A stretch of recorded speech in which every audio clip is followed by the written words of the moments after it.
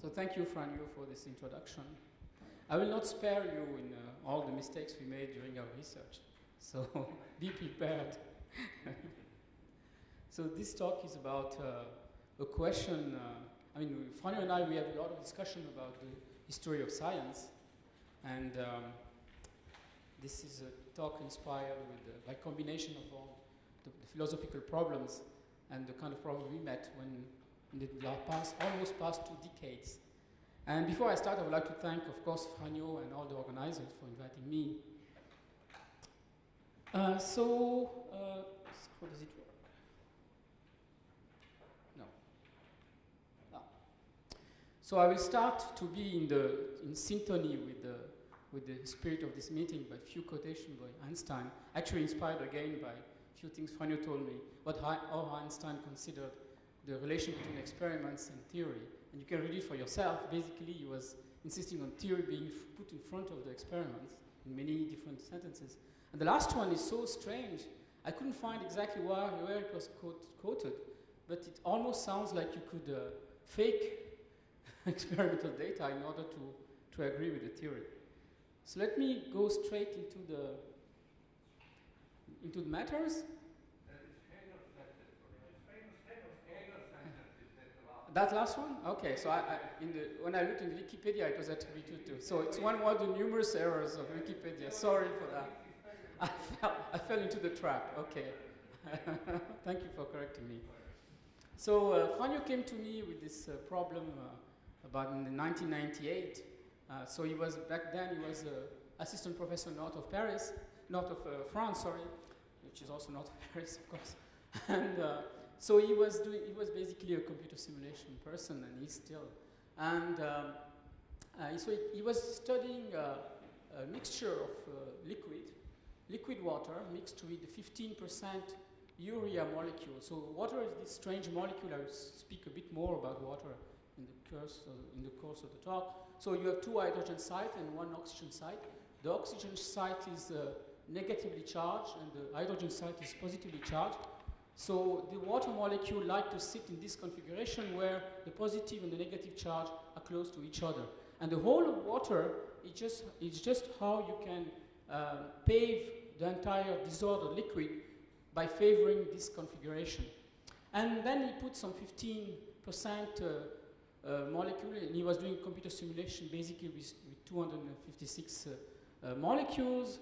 And you can see for yourself that there's about 40 ureas of molecules of urea with about 200 water molecules.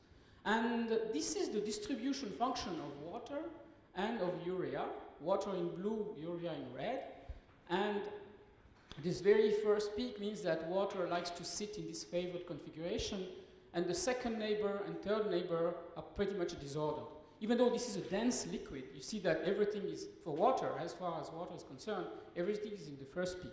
And then the puzzle Franjo met when he was studying the system was about the distribution of urea. You see, you have only 15% urea, so you imagine that urea will be pretty much diluted, and that the correlation, the first neighbor correlation, second neighbor correlation, will be flatter than that, more or less centered around 1, and not with this magnitude, which is almost 2, which is pretty high.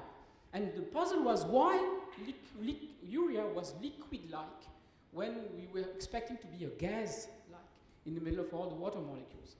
So I remember that we had several discussions because this particular mixture has many properties known since antiquity, and you can sit down and talk about philosophy of this mixture. And I remember at some time I suggested to Franjo, why don't we look inside your computer simulation to see how the molecules are distributed? And Franjo told me, which is a famous sentence I quote again and again, he told me, you know as well as I do that in statistical mechanics, one configuration is just one microstate. It means that looking at one particular configuration is not going to teach us anything, because you will find that urea molecules and water molecules are sitting in one particular configuration, and you will be tempted to extend this to all possible configurations, which could be wrong. So this was the dogma of statistical mechanics, and this is what I'm going to discuss about. So eventually, a year later, we did look at the simulation box, and this is what we found. So this is the simulation box. You can see the square box, cubic box, with these 200 water molecules and these 40 urea molecules. And what you see immediately is that all of the urea molecules are sitting in a droplet. And you see the fact that the urea molecules are sitting here and here is only an artifact of the simulation, because this is supposed to simulate an infinite system.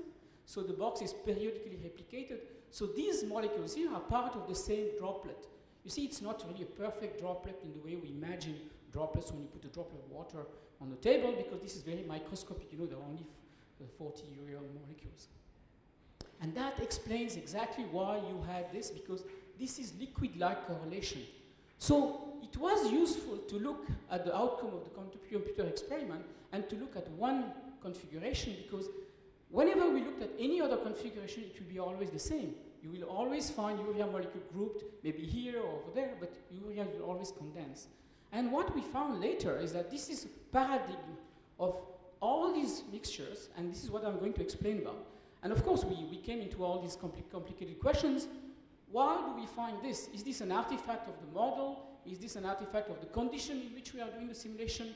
Or is this a physical situation? And of course, we have absolutely no way of looking actually how the urea molecule are distributed into a liquid, because nobody knows how to do that. We have several indirect ways I will discuss about. So this was really a puzzle. Are we seeing an artifact? Are we seeing the real thing? So let me go on. I wanted to, since this is a philosophical meeting, I wanted to say something about not only the physics of the system, but more or less about the spirit of. So the theory of liquid was elaborated by all these good people between the 40s and the 70s, and basically it's statistical mechanics applied to liquids. So it's tedious to derive, and it's not of practical use many times, and even the great Landau said that theory of liquids is useless because it's worse than doing physics of solids or physics of gases, where you can derive exact results. In liquids, everything is much more complicated. Yet, these people went into courageously and did simulation, and one of the first things they did, because you could actually derive results in a practical way, is computer simulation. So, of course, when you start something, if you're a physicist, you start with a simpler system. So the theory of liquid was tested for simple liquids, ionic liquids, weakly polar liquids. I'm not going to say what these are. This is most like a chemistry talk, of course. And back in those days, you could not simulate more than about 200 molecules, and you will derive all these properties, and then you will compare with the experiments, and most of the time it worked. So this is the interesting thing, is that with today's computer, where we can simulate millions of molecules, simple molecules, if you repeat the same calculation, you find exactly the same result, almost to the digit. This means that this theory was robust as far as concerns simple liquids. This is an important thing. But then, 10 years later, people started simulating complicated liquid, like water, other associated liquid like alcohols, molecules that bind, like I showed you, with positive and negative charges. And then the thing is that if with today's computer, with the same kind of technique, if you repeat the simulation, particularly for you don't, it's gone. So this is this famous syndrome. What do I do? You put the button. Look at the button. Hello. Yeah. It's back.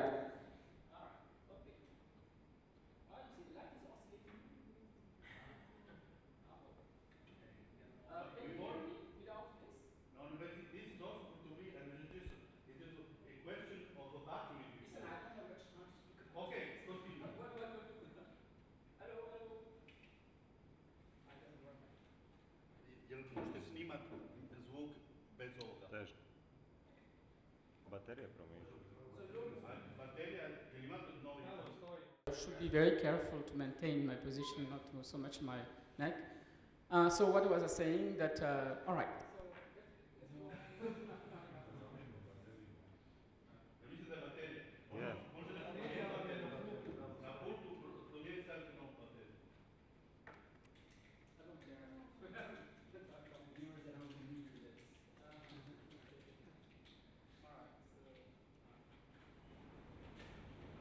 So there are two issues there. You can look at fundamental issues. You can hear me? I can hear you. Yeah, I know.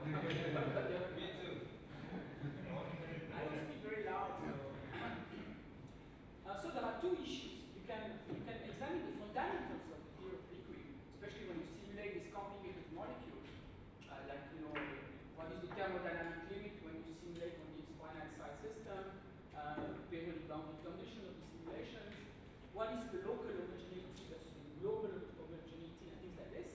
Or you can look at the techniques, like you can, am I using the Ferrite force field to do my water molecules and urea molecules? Do I have a large system large enough? Can I use a better computer, like more powerful? And then you wait for the history of computer to evolve. So basically, this is the dogma that global homogeneity is never questioned because it's common to simple liquid and complex liquid. These are liquid disorders that they are homogeneous, no problem with that. But then, if you admit that, since computer simulation describes simple liquid, you should describe both types of systems. This was the dogma, and still actually is. And this is the dogma that Franjo and I challenged. Let me give you a simple picture of why this should be challenged. It's not going to come. All right. So let's go on without. So this is a simulation, a sketch of a simulation of a simple liquid. So you put some molecule in a box, in the center box, and everything else is a periodic boundary condition reflected molecule. So you can see that these molecules very much like these ones. And here, so, but if you look globally, it seems to you that this is a single system totally disordered. But then if your molecules are aggregated into domains from this type of cluster that I showed you, the urea molecule, you see that when you perturb here, it's periodically replicated in a more visible way than in this system. So you cannot extend the consideration you make for this system to this system, right? So let me illustrate this into, again, this daily chemistry. So you make a mixture of water and ethanol, both are associated liquids. And this is the distribution function of water. Again, you see the first sharp peak means that water are connected by hydrogen bonds, and then pretty much no structure. And then if you zoom this part, so what I'm doing here, see this is the scale 0 to 6. Here I'm zooming around 1, which is the homogeneous bulk limit. You see now, and you see that you see small variations here, and you can say these variations are not very important, they are so tiny. But then when you compute this response function, which are just the volume into power of this quantity, so you have R squared here comes from the 3-dimensional volume. When you do that, it's called a Kirchhoff integral. You see that this is the volume Kirchhoff integral. It means that every R you compute the integral is stop at the now. You see that these small variations are magnified. So these are successive runs, not successive runs, successive averages of the same system. So it means that when you go from one system to another, this is the second average. And you see that this average never stabilizes, and the arrow here tells you where is the experimental value you expect. So we can never find exactly the experimental value. So this is intrinsic to this type of system. So we need to rationalize this somehow if we want to do to study them using our statistical physics. This is what we try to do. So let me sketch you rapidly how it works. So you have two molecules, and it's always a green atom, blue atom, and so on. You pick two sides, and this is how we write the interaction energy. This is how we write the interaction energy between these two particular atoms sitting on two different molecules. So labeled I and J. So the parameters that we have, this is the Lennard-Jones interaction, which is a typical dispersion and repulsion contribution. It's a 12-6 potential. R is the distance between the two sites. And this is the Coulomb interaction because in most cases these sites have partial charges. So this contributes more or less to the repulsion between the atoms, while this contributes to the long-range attraction or repulsion between the charges. And what you will do in practice is that these parameters here, the charges, the diameters, and the energy must be fitted according to, you will simulate a particular state point, and then you will see if this state point is reproduce the experimental densities, enthalpies, or this asymptotic limit called the Kirchhoff integral that I mentioned to you. And this is how you will develop force field. And instead of doing this, you could focus on the micro-heterogeneity and ask if this was not perturbing, if this wasn't a fundamental contribution to a different physics. So should we not account for the micro-heterogeneity instead of just looking at these parameters? And I think from the point of view of history of physics, this is an interesting bifurcation that we brought into. So let me show you, so again, to remind you, we have two pathways. One is starting from a dogma that I mentioned about the homogeneous liquid. So you will just vary the condition of analysis of the system, statistical analysis, without questioning the dogma. This is if it works, do not fix it. This is exactly what people are doing. And then what we try to do, we accept the outcome of the experiment as a challenge to the dogma, and we try to create a new one. So basically, no to this path and yes to this one. And this is interesting to compare with what I think he did say that, right? It's not nobody else said that. That no path leads from experiment to the birth of a theory. I don't know if this is totally true. So let me show you why this was important to take the second path. So this is a box where I put randomly few spheres, right? And they just interact by hard collisions. This is more like a gas. And if you look at any instant, this is what you find, and it doesn't matter where the spheres are sitting. You see sometimes they are grouped together. These are just random fluctuations. And they are just spheres. Now, if at the center of each of these spheres, if you stick a dipole moment, and then now the dipole moment interaction depends on the orientation of these spheres, and if you minimize this energy, you will find that when they are aligned like this is a short-term, this is the most favored minimum than if they are anti-parallel. What you find is this system suddenly coarsen into that one. The whole system wants to sit in this configuration, so you see now this chain-like configuration. And then you can ask, what am I seeing here? Am I seeing fluctuations, density fluctuation like this one, or am I seeing something else like a metaparticle? And this is a typical illustration of the problem posed by micro-heterogeneity. Now let me illustrate the same problem with liquids like the one we were studying. So this is a mixture of two simple liquids, benzene with the carbon chloride. So one is blue, the other one is red, doesn't matter which is which. And this is 50%, like half share of each of the molecules. And you see that they sit pretty much in random order. And one nice representation of this is to remove the blue molecules, or to put them as ghost particles, and to put only the red ones. And you can see that even though there are some fluctuations, this is pretty much a random distribution. And now, if you do the same thing with associated liquids. So this is a mixture of water with an alcohol. And I've done the same trick. I've put the alcohol in blue, and as a ghost, so then you can see through the box. And this would correspond to this. And you see that it's totally different. Again, you see that all the water molecules are associated in clusters. And you can ask, what am I seeing here? Am I seeing a random fluctuation, or am I seeing a new entity that we can call the micro-heterogeneity? And to sense the importance of this, it's interesting to look at the lower concentration of alcohol and higher concentration of alcohol. In all these cases, you see that the water molecules do form separate entities in the middle of the mixture. And remember, again, these are totally homogeneous systems. And so it's interesting to look at what thermodynamics versus statistical mechanics says about, can tell us about. So thermodynamics is a very complete mathematical description of the energy in matter, and it's in total agreement with experiments. And it looks very much like quantum mechanics, because you can ask, if you put molecules, do we need really molecules? They are almost like hidden variables. In fact, you don't need. The fathers of thermodynamics never needed to insert molecules. Actually, they ferociously fought the insertion of any entities like this. And then you can compute the free energy as the energy that you can use and the energy that you cannot use, which is called entropy related to heat. And we define the free energy, which is still used in statistical mechanics, actually. And thermodynamics can do a lot of things, but it cannot explain why phase transition occur, only how. It relates how these quantities vary along phase transition, but they will never explain why it occurs. To know why, you need to look at these hidden variables. And even more important, thermodynamics has response function, but it doesn't know that these quantities are related to the fluctuations, because it doesn't know about molecules. So you can compute these beautiful quantities using the Maxwell relation, like the isothermal compressibility, the heat capacity, like these derivatives of all these nice macroscopic quantities. You can see how they vary when you go in the neighborhood of phase transition, but you will never know why. Right? This is known. In order to know why, you have to go to statistical mechanics. So statistical mechanics depends on a large number of configuration, and you have to make averages. And okay, so you have to know what is the energy and what is entropy. This is the Maxwell, the Boltzmann relation that I remind to you, which depends on the number of configurations. And it's interesting from the history of science too, and you probably know that if you teach statistical mechanics, that it was fought ferociously by the fathers and the keepers of thermodynamics.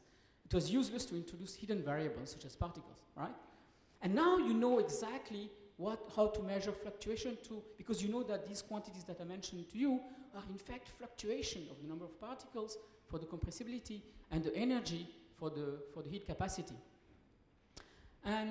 And phase transition are associated with divergence of fluctuations. So this means that fluctuation play a very important role in the thermodynamic system through statistical description. And in particular, you can speak of phase transition and the divergence of fluctuation only in the thermodynamic limit. It means that both the number of particles and the volume should go to infinity. And you can ask, are the simulation able to reproduce this properly? So this is just a resume of what I did so far. I think I still have some time. So I showed you that our aqueous mixture presents an inherent ambiguity between fluctuation and micro-heterogeneity. Are these the same things or are these different things? We have to answer this question. This is exactly what Franjo and I have been doing. So, as I told you, thermodynamics is blind to fluctuation. It doesn't know what fluctuations are. You can compute quantities, but you don't know that they represent fluctuation. Statistical thermodynamics is blind to micro-heterogeneity. This is a question we can ask. So we use statistical mechanics to compute a simulation and theory of liquids, but is statistical thermodynamics in the same situations as classical thermodynamics when it faces these things called micro-heterogeneity? And to answer this question, we need to consider how statistical mechanics deal with fluctuation. So usually you use a one order parameter description. And in the case of homogeneous system, there is no particular origin of the system because it's globally homogeneous. So your density is just a number. It's a number of particles versus the volume. And then if you want to know about the local effect, you have to go to the pair correlation function because the order parameter is a one-body function. So you have to go to the pair correlation function. Or you can use a coarse-grained description of the one order parameter to the Landau approach and the mesoscopic order parameter. And now, let me open a parenthesis to explain more about the problems of water. So, in July 2005, the volume number 101, 109 of the famous Science magazine came up with this fantastic cover, 125 questions that we don't know about physics and in general, and science in general. So the first question is more or less like the question you debate here year after year in the philosophical. So is our universe the only universe? What drove cosmic inflation? And few questions later, is there more matter than antimatter? And so on. So these are really fundamental questions. And then at the 20th position comes the question about the supersolid, the existence of supersolid. Okay, we can understand that. The 21st question is interesting for us because it's about the structure of water. So this is in 2005, the question was arising, what is the structure of water? Even though we had all this computer simulation and measurement of the structure of water. So this was an outstanding question according to magazine Science. And the next question is also interesting for us if you are a condensed matter physicist, what's the nature of glassy state? And as you go down, a question like why do we dream, which again meets the kind of question that you probably want to answer. And the last question is about hard mathematics and Riemann zeta function. All right, so let's continue on water. So water, as you know, is a source of myths and poetry in antiquity, but it's also a source of several phantasms. I will cite only two of the most famous. The first is the polywater. It's polymerized water. It was discovered by this guy. He found like some of water in a special phase could be very syrupy. And then the famous Diyarguin took over this and developed a whole theory. And it went so far that apparently the American population was scared that the Russian will destroy all the water reservoir by turning all the water into syrupy, poisonous water. I don't know if this is true. That's what it says. Anyway, the second affair, which is even sadder, is the memory of water by Jacques Benveniste in 1988. So it has an application in homeopathy. So what Jacques Benveniste was saying is that water keeps the memory of the solute molecule that you put in infinite dilution into water. It means that if you remove the solute, the cavity where surrounding water is kept intact. So if you drink this water, you will be cured, just like if you were cured if you were drinking this medicine. It looks crazy. I met Benveniste. He came and gave a seminar. He was a very intelligent person, yet he was able to say this kind of theory. And he was even going further away. He was saying that if you transmit by phone the noise emitted by this water, you can cure people across long distance. But it's unbelievable. But yet, and the worst is to come. Luc Montagnier, who is a Nobel Prize winner of the AIDS, he discovered the mechanism of AIDS with two other persons. Luc Montagnier took over this theory. And now he's not doing research in France anymore. He has to go to China. And he works in China. So if you know the story. So it means that this water is really a source of terrible things. So water is also the liquid which is the most enormous amount of model. You know, ordinary liquid, if you have 1 to 5 models, it's plenty. But water has more than 300 models. It's amazing. And almost every year you have one more model which is adapted to a particular case. And Bernard Caban, who is a physicist that I know, say that water is a graveyard for theoreticians. I think we didn't listen to him.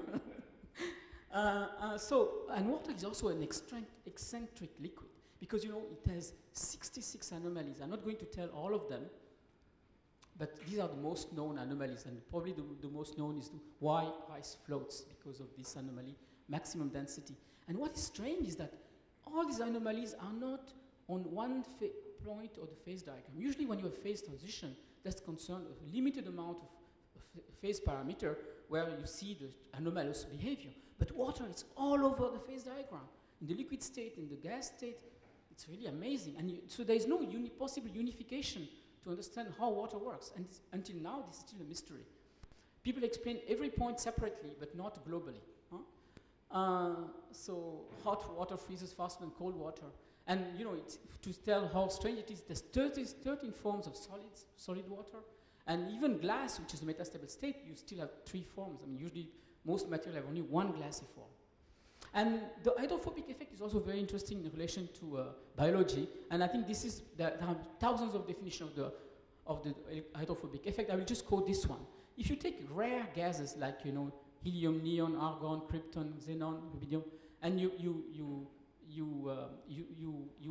put them at infinite dilution and you decrease the temperature, the solubility should go down. And you can understand that as you cool down a liquid, it becomes harder and harder because the liquid kind of constrict, you can say, it becomes harder and harder to solvate any given solute. But in water, it does behave like this until you hit this magical 110 degree, and afterward it increases. And it increases more dramatically when your solute is larger. It's totally incomprehensible at first.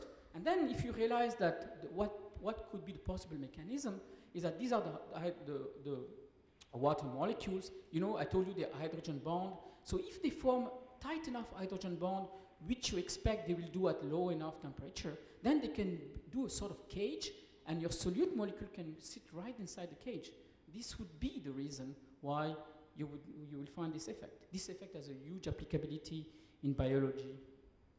And this is my own contribution about the problem of water, because I like very much this pair correlation function. So I'm going to show you a comparison between the pair distribution function of argon, which is a rare gas, here is in liquid state, and compare it into the same liquid state with water. So this is a distribution function of one argon molecule. So this is the first layer correlation, second layer, third layer, and this is what you expect in a liquid. As you go further and further, you sense less and less the correlation of the central molecule, which is sitting here, and this is what you see, and these are just the layers of the liquids, right? And don't pay attention to the other curve, I don't have time to explain this. And now, remember that I told you this is how you compute the response function due to the fluctuation, the number of particles, called the compressibility, and multiplied by r squared g minus 1. If you plot this running integral, you see that these oscillations are terribly amplified, and look at the magnitude minus 10 plus 20. This is what you expect. Here is the integral.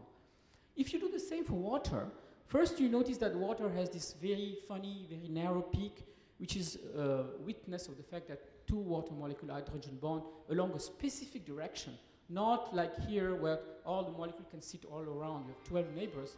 In water, you only have 4 neighbors. But then look what happened later. You will see a dramatic loss of correlation, and it looks like it's going almost to 1 very quickly, even though the density is exactly the same. By density, I mean the number of molecules inside the volume, the same number of molecules inside the same volume. If you zoom over this part, this is what I've done here, you see that the correlation really die away. It means that you understand this oscillation because you see it's a packing effect of the molecules, but it's very funny to see. It looks like water molecules have disappeared after a certain range, loss of correlation. And you can, if you look at this response function, you see again a confirmation. After this magical 9 water molecules bond, you see that it's gone almost to 0. and you can compare the magnitude here. It's very different. So water is structurally different. And I think this is the last transparency about the magic of water. You see, as I told you, water is basically a 4 bonded, for every water molecule you have a 4 hydrogen bond, and you may have in the disorder phase a 5th liquid water molecule fitting inside, but basically this is the structure, and this is why this correlation are lost so quickly. And this is the magic of water. Water wants to make hydrogen bonds, but sometimes some water molecules don't fit exactly in the right orientation, so it cannot make a hydrogen bond. So water is a mixture of ordered and disordered state, not at the global level, but right immediately at the first neighbor level. So now let's go into how we solve this problem in the last minute that I'm left. So I'm going to show you a box of water molecules. Now I'm not showing the water molecules, I'm showing only the solute molecule, which is a small alcohol molecule. I'm not going to go into detail, but what you see here is that the solute molecules are also clustered into very small clusters like this. They are really ugly clusters. They are droplets, like those droplets of urea I showed you in the first transparency. And then I'm going to show you another mixture of water and alcohol, where now the alcohols are very different shape. They have a bigger head, and they have a larger fatty tail. This is a fatty tail in blue. And you see again, you will see aggregates like this. I'm not going to represent them because they are hard to simulate. So I just draw you this picture that you find in all the textbooks. And this object is called a micelle. Now what's the difference is that micelles are considered as object. When you do a light scattering experiment, you see these guys as objects, not as an aggregate like we see here. And water is the common solvent to both of the systems. These things are called micro-emulsion, and by analogy we call them molecular emulsion. So basically what we did is that we say that the same way we see object here, these structures are not fluctuation, they are objects. And now we have to describe this. This can be described with some phenomenological theory. And what we wanted to do is that to describe this within the frame of liquid theory. And to do that, we use the structure factor. So I'm not going to explain to you what a structure factor is. Basically, it's the Fourier transform of the distribution function I showed you a minute ago, but it's more complicated than that. But this is a quantity that you can measure by neutron scattering or X-ray scattering, by sending light, neutrons or X-ray to your sample. You can see this object just like we see macroscopic object. And the generic shape of this thing should look like this. So K is the wave vector, and these are some coefficients. And basically, you see that this is a form that it's called Teubner-Stray. And now let me show you quickly how this structure factor evolve in different liquids.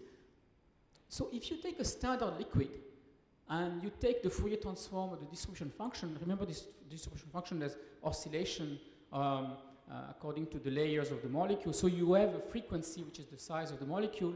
So you imagine that when you do a Fourier transform, you will catch this frequency as a predominant frequency, the distribution. So this is what's called the main peak. And it's important to find this main peak in. And then at small q, you will see all the scattering problems that arise from the microscopic sample. This is the spirit of the Fourier transform. And you can show by the theory of liquid that this has always this shape. It's a Lorentzian. And this is the inverse k vector.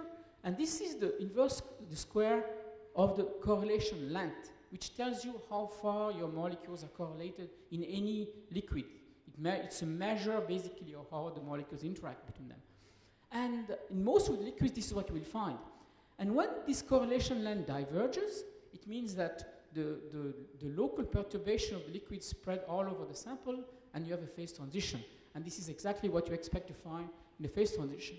Now, in some liquids which have micro-heterogeneity, what you find is that this, instead of going up, curves and turns over, showing a second frequency. And by the spirit of the Fourier transform, you can deduce that this frequency corresponds to a distance which is larger. And what could be this distance? Should be the size of the micro-heterogeneity. Actually, this is very common to micelle-forming systems where you do find a pre-peak. We call this a pre-peak, main peak related to the size of the molecules, pre-peak related to the size of the domains. And because in micro-emulsions you have this big object called micelles, you can say for sure that this exists. But we've discovered, using computer simulation with some tricks I'm not going to explain, that the micro-heterogeneity showed also a peak corresponding to the size of micro-heterogeneity. Now we can go a bit further just to see how this idea can be exploited much further. The minutes that I'm left. The structure factor, if you look at the intermediate behavior between this, is the behavior where instead of having a k4 term, k-square term here like this, like a Lorentzian, you suppress the k-square term. And then it's just a term with a k4. And in terms of mathematics, it means that this peak is just about to emerge from a behavior like this. And this, in theoretical physics, in high energy physics, is called the Lifshitz point, or the disorder line in microemulsions. And this is where people say that the particle emerge from the fluctuation of the vacuum solvent. So we can use this analogy that people find in a very different area of condensed matter to say that in this system, we have well-formed particles that are fully detached from the fluctuation of the solvent. And what we have been studying, and this is why we had all these problems, is that we have here the birth of a particle, which is still merged with the fluctuation of the solvent. So if you go a bit further, you could imagine that water could be described as a classical model for vacuum. So this opens a new exciting path, and we can ask if this is really the way to go. So I will give you just a few examples that support this path that we are exploring now. One is the paper by Pierre-Gilles de Gennes, famous French Nobel Prize. And he was very famous for this paper where he showed a formal analogy, mathematical analogy, between superconductors and smectics. Now, superconductors is a macroscopic manifestation of quantum mechanics, and smectics, they're just soaps, like micelles. So he could show that systems that looks like micelles, which are aqueous mixtures, like the one we studied, are analogous to superconductors from mathematical point of view. But in this description, there is no description of water at all. Water is totally absent from this. So this is what we can bring. We can show how water helps building this and helps me probably show in a better way how this analogy is supported. And he said something very interesting about when in his Nobel lecture, he said that it's amusing to learn from these people. So these people here are people doing this high string theories and things like this. There's some kind of overlap in thought between these eyebrow string theories and the description of soaps. So I will probably finish here by drawing your attention to this book, which was a very strong support for me to get inspiration. So this Grigory Volovic, this is a freely available book on the internet. He shows how the whole entire theory of physics, high energy physics, can be have a one-to-one analogy, including general relativity and quantum mechanics, with the physics of the helium in its various phases. It's a very interesting book. And so you see, coming to this very strange direction, going away from the dogma, we probably can open a new way of understanding computer simulations. And I will stop here. Thank you very much.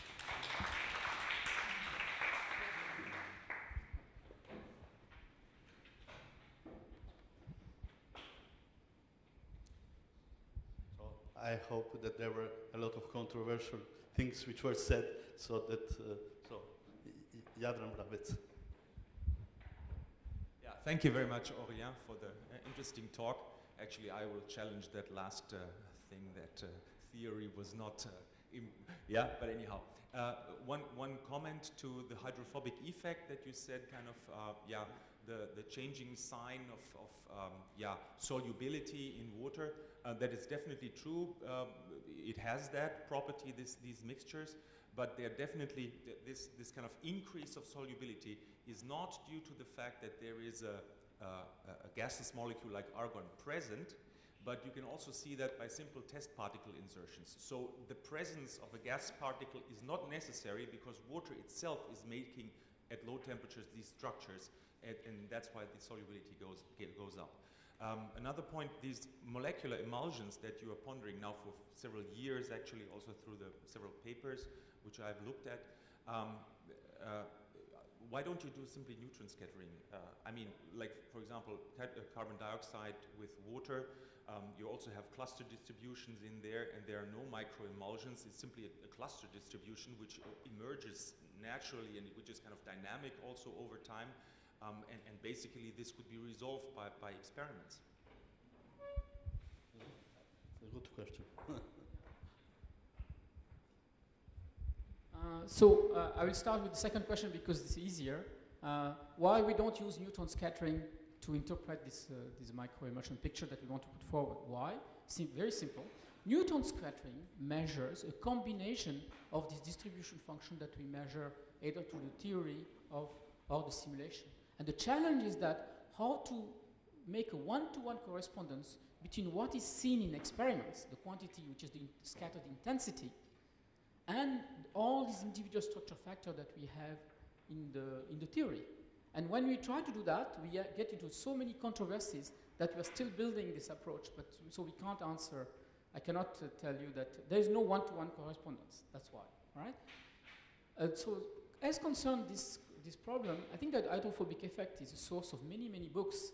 And I think if there was a single answer that is well known, it will be known already. So I think that there are many. You are referring to the scale particle theory, right? No.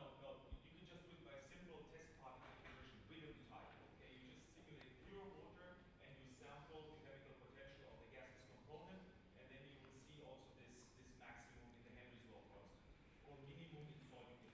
And the controversy about this approach is the following: is that if you don't leave the time for water molecule to reorganize around the solute, this is what you do when you insert rapidly.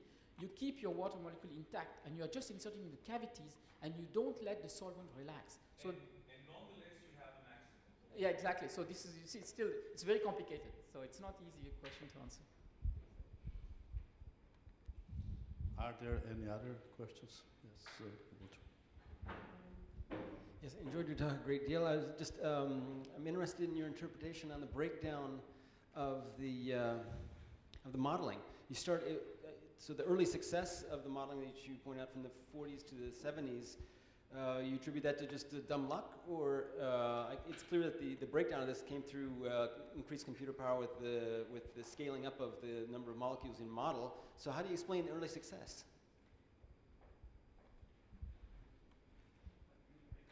You can answer this question better than me. I mean, we were asking exactly the same question. How come that people have ignored this micro-heterogeneity for so long? And when we were asking this question, and we were seeing all these great simulators, and they were telling us, no, this is not a surprise.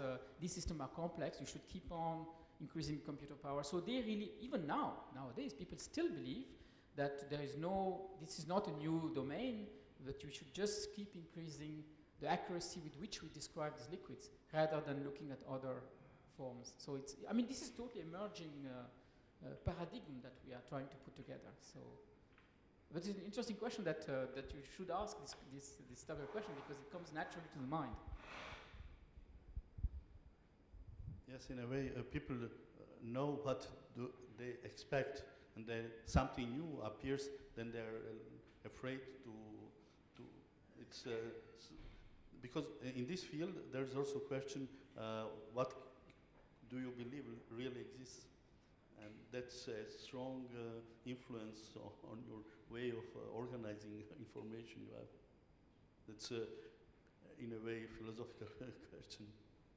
Yes, some other questions? Yes, no. I have a curious question about an effect that was published quite recently. Probably you know about it. If you want to defrost a frozen chicken, and you put it in cold water or in warm water, they say that it will defrost much quicker in cold water. Is it one of these particular problems with water? Can you explain this in few lines? My answer is no. I don't know how to explain this.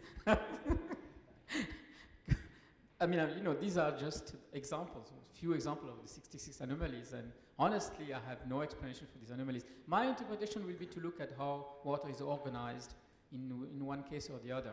So I can always come up with a hand-waving affirmation of how it works, but about thermal agitation and how it propagates, but it's really a mystery of the organization of water. So I don't know if this is exactly answer to your chicken problem. But this anomaly, which is the last one, which is mentioned there, is called the Mpemba effect. This is although it was discovered and mentioned by by Aristotle and by Francis Bacon, it was considered, for instance, Thomas Kuhn, in his very popular book, The Structure of Scientific Revolutions, he mentions explicitly that, for instance, Francis Bacon, although he's a big experimenter, he said some so stupid things that, for instance, that hot water freezes before. He mentions explicitly in his book. And he's saying how Francis Bacon, maybe he was a big philosopher, but from the point of view of experiment, he had some problems. And so it doesn't have this experimental fact, does not have the name of Francis Bacon, but of Mpemba. Mpemba was a student in Tanzania, and he was doing these experiments, and he asked his physics professor, which is not a good thing to do, but you will learn why, because he said, Mpemba, you're a very stupid guy, and whenever there was some stupidity in the class, he said, oh, again a Mpemba effect which appears. And so, but he was a very stubborn guy, the young Mpemba, and so when from the Ministry of Education came some representative, and he repeated his stupid question. Why? It is because it is known by ice maker people. They use this effect without knowing how to explain.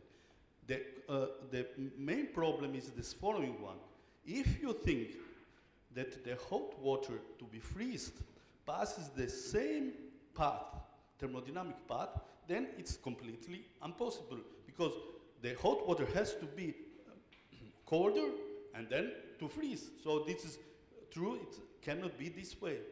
So the problem is that it goes in a non-equilibrium way, this is the way how this freezing is done. This is well known.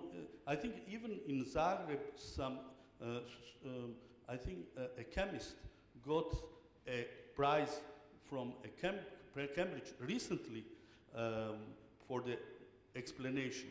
So there is not complete explanation, because it is a non-equilibrium effect, and so it is a little bit more complicated than what you can get. I think, yeah, you don't agree with me.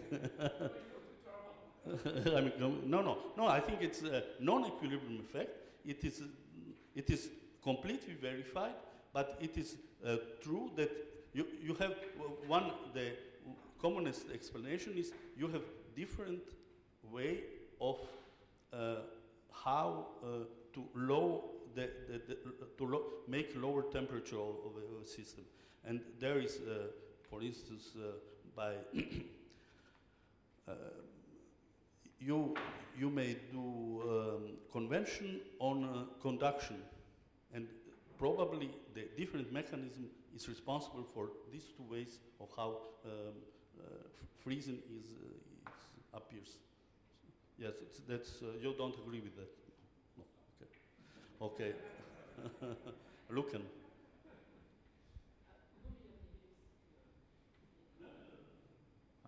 Thank you. I have one question. So you said thermodynamics is blind for fluctuations, right? And statistical mechanics is blind for micro-heterogeneity. Now, thermodynamics from history of science is known to have been founded on lots of empirical data and experience, and statistical mechanics has more theoretical foundations.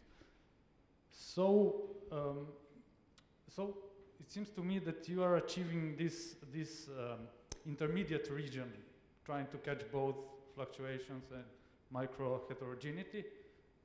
So what about the, let's say, approach? Is this more empirically based, theoretically? How would you characterize, or do you have any opinion on this? Or do you understand my question? Vaguely. Okay. I can paraphrase your question. Yeah. Okay. Yeah. So yeah. It's not precise enough. Yeah, I see. What? So, do you think the foundations of your approach, theoretical foundations, are merely statistical mechanics. Let's say so.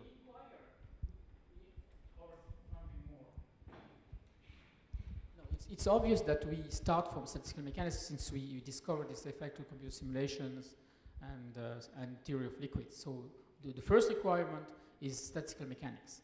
And now putting statistical mechanics in parallel with thermodynamics, I don't think it's a path which is really helpful in any way, because they are really, I think they are, as I said, thermodynamics is an entirely closed description of the energy process, and it doesn't at all need any molecular representation.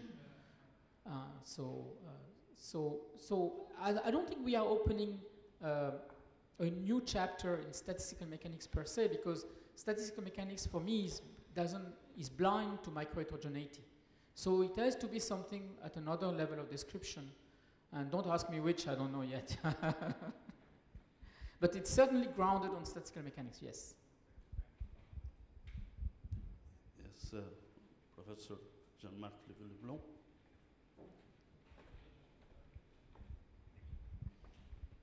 I was really very interested by your talk, and I just want to make a very short comment, and this is the following one. It seems to me that we have not yet taken sufficiently into account the deep epistemological problems which are posed by the activity of simulation.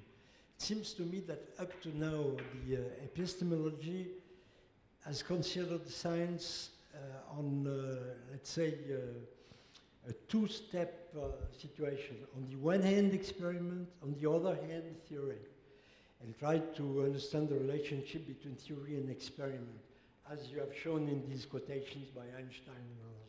But it seems to me that today we are in another situation where we have a ternary situation, where we have theory, experiment, and simulation, which is not reducible neither to theory nor to experiment. And I think we have to think very hard about this new situation.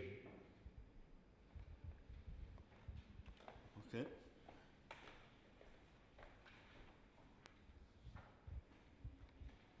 You are the computer simulation specialist, you should answer. I will tend to disagree with what you say. I think that for me, computer experiments are inspired by statistical theory. And there's a lot of theory, like Kurt Binder, for example, who won the Boltzmann medal recently, has developed a lot of hard theory about the rationale behind computer simulation. But I think that computer simulation I think the problem with computer simulation is not the simulation itself, is the foundation of statistical mechanics. In statistical mechanics, you go from the principle that all the microstates are equivalent, provided they give you the average, which is the same. And I think that when you do a statistical approach, it's not, the average is the first moment, but you can also measure the deviation from the average, which is the second moment, the third moment. And in general, nature is Gaussian. It means that you only take into account the first moment and the second moment. But if you look closely to most of the manifestations that we don't understand in nature, they are strongly non-Gaussian. It means that the higher moments play a very important role. And I think the computer simulation are not able, because of the small system size, to give us access to how the larger moment start to make an important contribution. And I think that these aqueous mixtures are precisely sitting in this, this region that we can't see, which is the importance of the higher moments. And this is the direction I will pursue my own research. And I think that it's not, it's a problem of computer simulation, but it's not a problem of computer simulation being a different tool than experiments or theory. Okay. I see that you do not agree, so it's very interesting. Starting to be no. Okay. Well, I object to that. Of course, you can go for higher. You will see some equations. Of course, the higher moments. And come on, computers are getting better and better, and you can do that. And this is implemented and published and so on. But anyhow, you will. Only for simple models. Only for simple models you can compute the higher moments. We can do that only for simple models. When you come to these complicated models, you know, these models are very different from Ising liquids. So, Professor Jean-Marc Livy-Leblanc, you want to? No. Okay. Are there some other questions? If not, thank you very much, Aurélien.